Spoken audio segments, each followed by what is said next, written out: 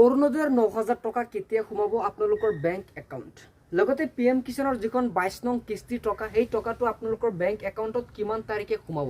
এইটো ভিডিঅ'ৰ জৰিয়তে আপোনালোকক সকলো জনাম। আপোনালোকে এই অৰুণোদয় টকাটো কেনেকৈ চেক কৰিব বা এই অৰুণোদয় টকাটো আপোনালোকে কি কাম কৰিলে লাভ কৰিব আৰু কিমান তাৰিখে এই টকাটো আপোনালোকৰ বেংক একাউণ্টত সোমাব, সকলো ডিটেইল জনাম। ভিডিঅ'টো প্ৰথমৰ পৰা শেষলৈকে চাব। নমস্কাৰ, আপোনালোকক মই স্বাগতম জনাইছোঁ ইউটিউব চেনেলত। যদি আপোনালোকে ভিডিঅ'টো ইউটিউবত চাই আছে তেনেহ'লে চেনেলটো ছাবস্ক্ৰাইব কৰিব আৰু যদি ফেচবুকত চাই আছে তেনেহ'লে পেজটো ফ'ল' কৰি দিব। আগবাঢ়িছোঁ প্ৰথমটো খবৰ ফালে। অৰুণোদয় আঁচনি, যিহেতু ৰাজ্যৰ মুখ্যমন্ত্ৰী ডক্টৰ হিমন্ত বিশ্ব শৰ্মাই ইমান দিনে কৈ আছে যে 8,000 টকা দিব প্ৰতিগৰাকী অৰুণোদয় হিতাধিকাৰী মহিলাসকললৈ, কিন্তু এইবাৰ 8,000ৰ পৰিৱৰ্তে 9,000কৈ টকা দিব প্ৰতিগৰাকী অৰুণোদয় হিতাধিকাৰী সকললৈ। এবাৰ এই 9,000 টকাটো পাবলৈ হ'লে আপোনালোকে কেইটামান বিশেষ কাম কৰিব লাগিব। আপোনালোকৰ বেংকটো KYC আপডেট কৰি থ'ব লাগিব।